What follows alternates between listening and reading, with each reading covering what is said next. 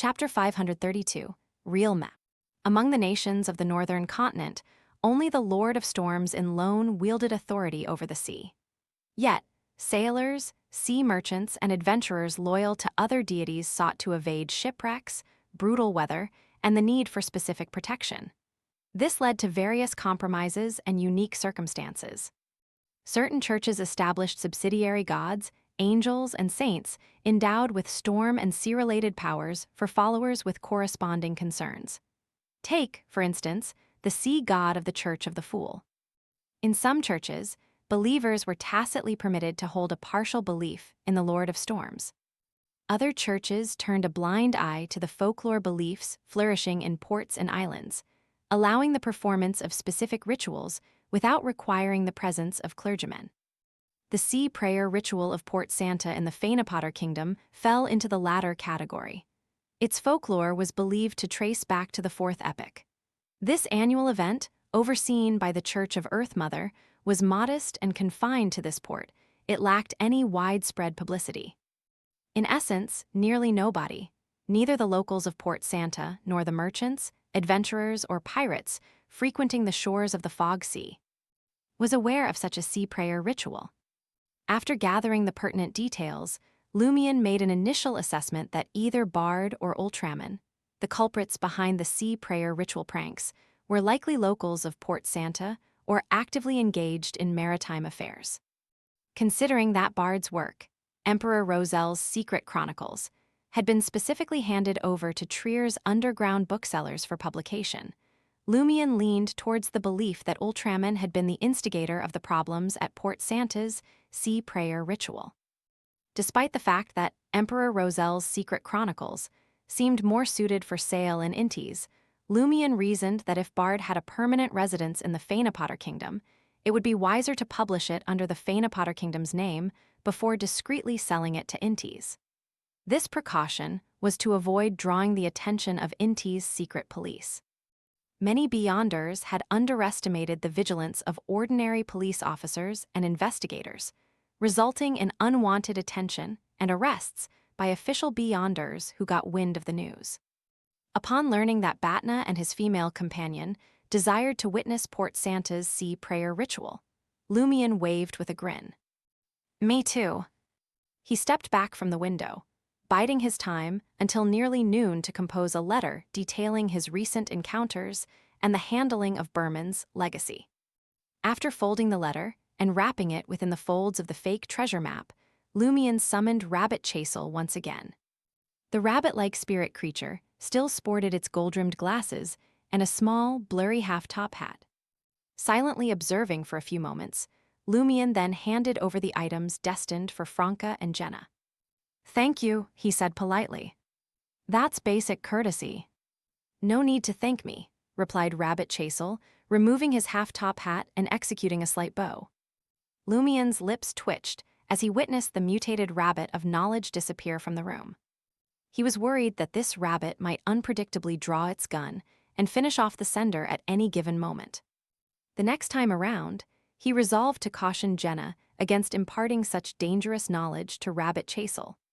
Trier within the Quartier de la Cathédrale commemorative, apartment 702 at 9 Rue Orsay. Franca glanced at Rabbit Chasel, adorned with its half-top hat and gold rimmed glasses. Leaning closer to Jenna, she whispered, "Isn't it too dangerous to let it read the adventure series?" Jenna smiled and replied, "Don't you find Rabbit Chasel adorable? Furthermore, a messenger can encounter danger. Reading more about Jayaman Sparrow might make it stronger."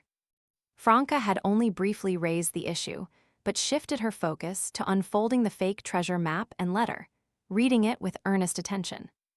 Wow, Lumion's efficiency is impressive.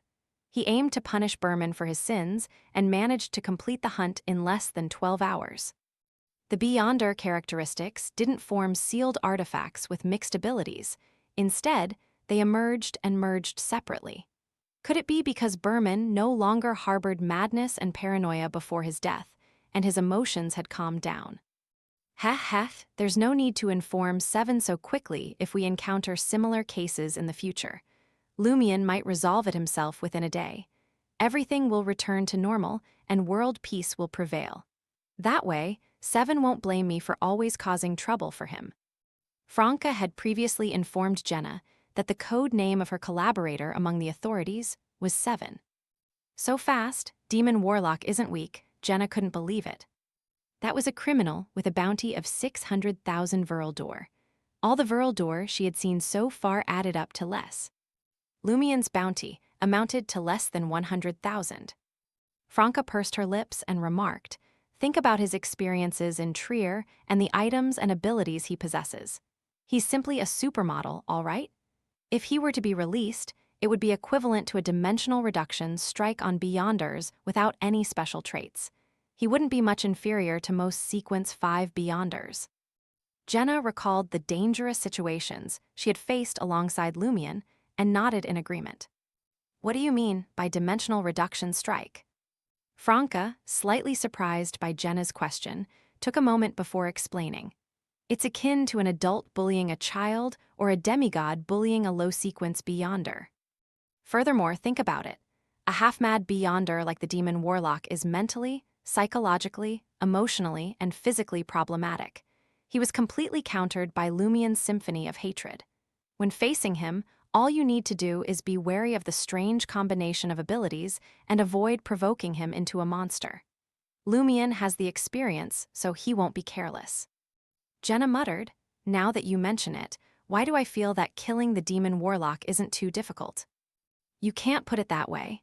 It can only be said that the forced switching of pathways will indeed make one very powerful and dangerous, but it also has huge flaws and many problems. It's easy to target," Franca corrected her before continuing reading Lumien's letter. After she was done reading, Franca sighed with excitement and said, "The sea sounds so fun, and the scenery is beautiful. If it weren't for the mission, I'd want to be an adventurer at sea and hunt pirates." Jenna, leaning against the sofa and reading the letter from behind, felt a longing in her heart. Who wouldn't love to travel? It was just that they hadn't had the luxury before.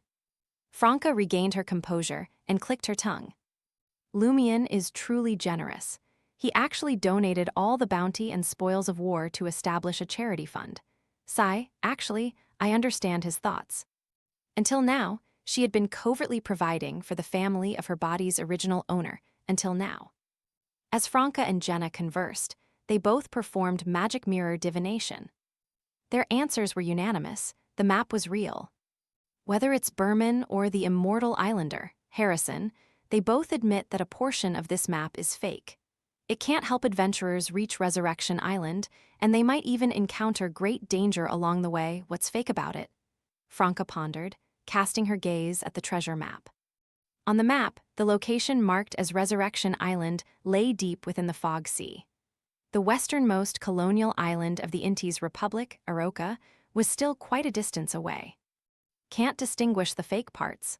Lumien shook his head after receiving the reply and continued reading the information about spirit world creatures in his hand.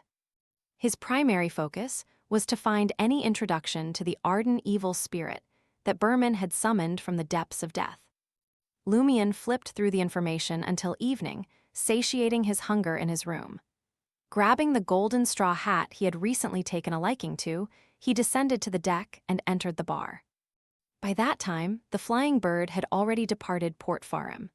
As expected, Batna and his female companion sat at the bar counter, engaged in animated conversations with the surrounding passengers about Demon Warlock Berman's demise.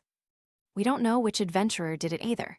If it hadn't been officially announced, we wouldn't have known that Berman had been killed.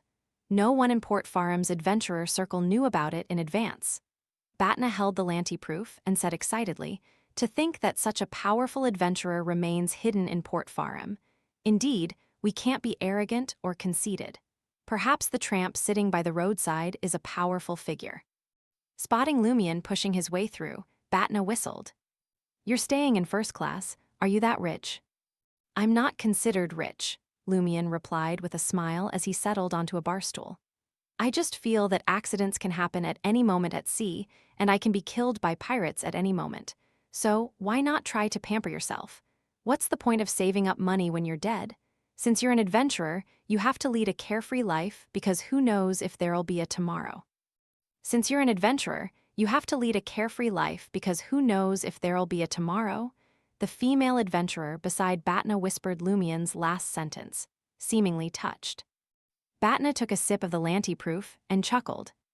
However, the prerequisite is that you have some savings. Otherwise, if you end up having fun today, you'll go hungry tomorrow. Man, 600,000 Veraldor. I wonder which adventurer obtained Berman's 600,000 Veraldor, and the items on him. Batna revealed a yearning and envious expression. Lumien picked up the absinthe he had just requested and took a sip, savoring the faint bitterness lingering in the fragrance. In the following days, the flying bird calmly navigated towards the Phaenopotter kingdom. Philip, the security supervisor, found it surreal. Is the bad luck over? Did the major problem disembark? Did demon warlock Berman's death stem from the major problem entering Port Farim? Just as Port Santa was only a day away, Philip observed his subordinate deliver a telegram. Boss, it's from your comrades in Port Farim. The subordinate handed the folded telegram to Philip. What happened in Port Farim that requires me to be informed? Did the major problem cause trouble in Port Farim and trace it to the flying bird? He unfolded the telegram and scanned its contents. The adventurer who hunted demon warlock Berman is suspected to be on your ship. His name is Louis Barry.